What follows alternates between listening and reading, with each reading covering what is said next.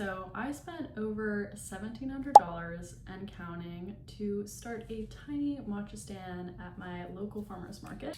So today I've got my matcha with me and we're going to talk through the breakdown of how much everything costs, why I decided to start this matcha stand, and if I think it's worth it. So if you guys want to start one, you can know kind of like what to expect and how much money to expect to put in and how much money you might get out of it. I really thought like this matcha stand idea would be relatively simple, but oh boy was I wrong. $1,700 is like the cost I'm putting out there for like the initial expenses. Of course that covers like the beginning, but then you have to, replenish inventory and such. So in the long term, like say over a whole year, it probably costs more like $3,000 to $4,000, maybe more. I've only been doing this matcha stand business for probably 2.5 months together. So I'm still new to this, but I've already learned so much. So I wanted to make a video to let you guys know what I've learned so you can learn from my mistakes and have a more successful start to your little matcha business. I need a sip. So let's quickly just talk about why I decided to start a little matcha stand. I've loved matcha for the last couple years now. I'd say like the last 3 years. And I've been making them at home for a while. When I was in college, I would make them all the time. And this past January, I actually went to Japan. And while I was there, I tried like just the most amazing matcha and it made me love it even more. So I was like, oh my God, this is such a like cool drink and cool concept. And where I live in Napa Valley in California, which is very much known for like wineries and like bougie food and like cute coffee shops. But the matcha scene is very much lacking over here. So I was like, oh my God, this is like such a fun idea. Why don't I start my own little matcha stand in Napa, right? That's kind of how the idea was born. One thing before I go into like the breakdown of all of the costs, I kind of want to separate the costs in a few different categories. So there are 3 main categories, I would say. The first is the stuff you legally need to like pay for in order to start. The second category is things you need to smoothly operate your business, things you absolutely need in order to sell this product. And then the third category is things that you don't necessarily need, but you want in order to make your business look more polished and professional. And I would say that's the one where you have like the most flexibility in your budget. Like you can make it really low budget or higher budget depending on like your marketing and what you want. Basically 3 different categories of expenses, and then those can be separated by fixed or recurring. Let's go into the big fixed expense that I first had, which is in category 1. So I legally needed this in order to start. And that was my permit. I got a temporary food facility permit. And in my county, that was $596, so quite a big expense. In my mind, this was just like a cutesy little idea. And then when I saw the price of this permit, I was like, oh, okay. Like that's kind of when this whole idea was like, became concrete. I was like, okay, if I'm spending basically $600 on this permit, I need to go through with this idea. It's not just gonna be something in my head, it's actually gonna be in reality. From my understanding, this number can fluctuate a lot depending on where you live, which county you live, what the regulations are, what kind of permit you need. But this is the one I needed and that was the price. So just do your proper research, but chances are you'll need some sort of permit. Okay, the next like fixed expense was a food handler's card. This is really like minimal. You just need to do a course and it's like $10 to get your food handler card. Liability insurance. The insurance I have is about $26 per month, but when I first got it, it charged me for the first few months. So I think that was around $100 to start. And then it's a recurring cost, $26 every month. So those are all of the like expenses from category 1 of things you legally just need in order to just start. So here we're already at like $700 before getting anything for actual like business. So we haven't even bought any supplies or anything yet. So it feels kind of like a lot. For the second category, which is things you need to practically run this stand, includes all of the equipment, all of the ingredients. You need usually a tent for like booths and stuff. My tent was $125. I got it off Amazon. I got a folding table from like someone I knew, and that was $50. And I actually used 2 folding tables. The other one, my friend is just letting me borrow, so that's technically free. Needed a cooler because I'm making iced matcha lattes that involves dairy products.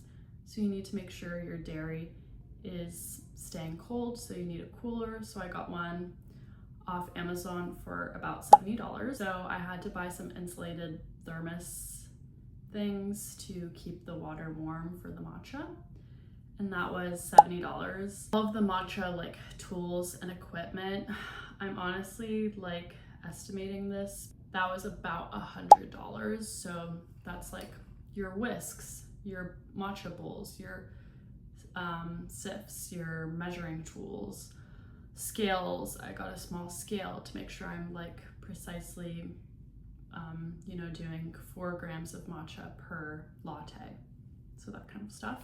Then you need your initial inventory and recipe development costs. So of course for matcha you need milks. I do dairy and oat milk. In the beginning I also bought almond milk, but then decided to eliminate that. Very into the nitty-gritty, you might want to test out a few different like oat milks or a few different dairy milks from different brands and see which one like pairs the best with your matcha. So that's an expense to think about. And also for your matcha powder, usually you don't just go and buy one. You buy a few, test out which one you think tastes the best, looks the best, has the best color, all of that. So that's usually buying smaller portions that are more expensive to try before figuring out and buying in bulk, where you can cut costs a little bit more. For my first like supply of matcha powders, I think I spent over like $250 on this, which is a lot. This was to test different matchas out, and I did get some like high-end matchas. And then once I figured out the one I wanted to use, this price includes like the initial bulk purchase of that. So that was about $250. The initial milk supply was about $50. I just went to Costco and I bought dairy milk at Safeway for like the first day of the market. And then you need all your cups, lids, straws, napkins, whatever you want. So this was about $100 for the first initial like stock of this inventory. That puts us already at like $1,500. Yay! Now for the third category of things you don't necessarily need, but like you kind of need in order for it to look professional and cute. So for me, that was like do little origami cranes to go with each matcha. So I had to buy origami paper. I had to buy tablecloths for my booth, little decoration stuff, signs and menus, and also you need cleaning supplies for your stand. I also needed a hand washing station, so I had to get another like bucket and bins for like water and soap, and garbage bags, all that stuff that you're like, I didn't realize I need all of that for a freaking matcha stand, but you do. Adds up to another $100-$200, which brings us to our total of $1,700. Yay! Say this is kind of a conservative number. After every market, I have figured out like things that I needed that I didn't think about. So there are a bunch of things that you end up purchasing or realizing you need. So those add up too. Those aren't necessarily in the initial cost, but just realize that the biggest expenses are going to be like the legal costs, like your permit and insurance, and then all of the setup costs for your stand, like your tent, your tables, and then all of your ingredients and such. And one more thing, one other recurring cost I did not go over is market fees. So for my stand, I go to my local farmer's market. That's kind of the initial reason I wanted to start, was to be at the farmer's market.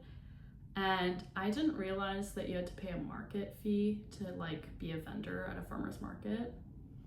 I don't know if that's just like me being stupid or like just super naive. I thought, oh, maybe you just pay $40 like to start, because I saw that there was a vendor fee and I thought like, oh, you just pay $40 for the season. No, you pay, or I pay $42 for each time I go to the farmer's market. So that means when you start your market day, not only do you have all of the initial costs, the $1,700 you spent for your permit, for your tent, for all your ingredients, for all your cups and lids, for your coolers, your insurance, all that stuff, you've already spent $1,700. Then comes market day. You need to buy milk and ice, because you generally want to buy those like day of or day before, unless you are only doing non-dairy milks. Those like are shelf stable.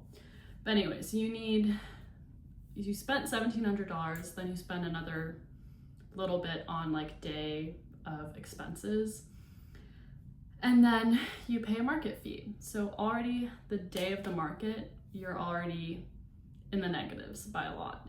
And even without counting your initial startup costs, with the market fee, you're already negative $42. Now, this isn't necessarily a problem if you're in a really big market and you have super high sales, but when you're just starting and you're like me,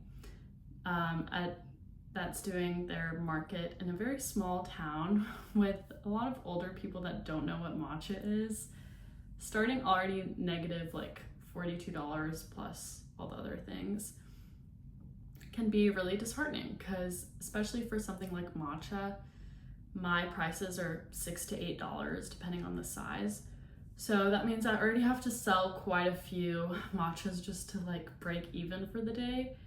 And that's not normally a problem, but it can be a little like disheartening. And of course I knew this like to begin with. I knew like, you know, you have to sell a certain amount just to break even. But when you're actually doing it, you realize like how much effort it actually takes just to break even and then to make a profit for the day. So that's why you just want to like really think this through. And that brings me to my last discussion point for today, which is, was it worth it?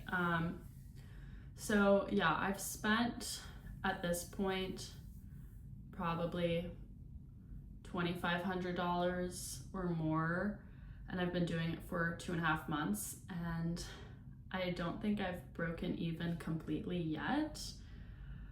But I will say I'm doing this not necessarily to make income. This is not like something you do to like get rich or something. It's definitely not. So if you're looking to do that, you really need to have a solid plan and like solid strategy. But for what I'm doing, it's more of like a side hustle thing. Eventually, I do think I will make more profit. It just takes a little while in the beginning to really break even when you have high initial costs. But I do think it's worth it because I've learned so much about myself, about like how to sell things. I'd never really had to try and like sell people something like one-on-one before. I'm doing this mostly all on my own. So like, you know, running a stand, having to set up everything in the morning myself, waking up super early, like making all the matchas myself, taking orders, and like being a barista, a salesperson, like someone at the register all at once really teaches you a lot of valuable skills, I think. and it has made me a much more confident person. I'm a very introverted and shy person, so trying to like stand at a farmer's market and get people to try your product and pay money for something that they might not know anything about, and you have to educate them on what matcha is and just get them interested and then get them to make that final decision to pay for your product, is definitely a scary thing, but it's made me a much better speaker, more personable, more extroverted, and I feel like I know a lot more about how to sell something, even if it's just a matcha, which feels like a really small like product. I do think it's skills that are that can be translated to a lot of different careers, and like if you have some free time and some extra money and you want to start something, I do think it's a good idea, as long as you know what you're getting yourself into and know that it might take a while to make your money back and then to actually make a profit. So I can make a whole other video on like what I've learned and how it's made me like a better person. But for now, I just want to keep this video relatively like simple. I'll definitely be making a series out of this. Let me know if you have any questions.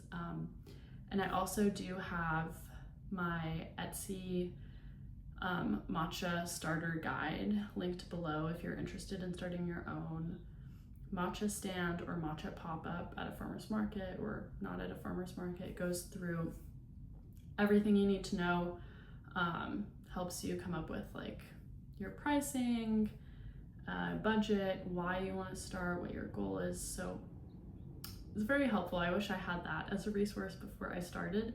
So if you're interested, the link is down below. Also, I don't think I ever introduced myself. My name is Jade and I love matcha. And yeah, I'll be doing more videos soon about matcha and probably just my life. If you're interested, subscribe and I'll see you in the next video. Bye.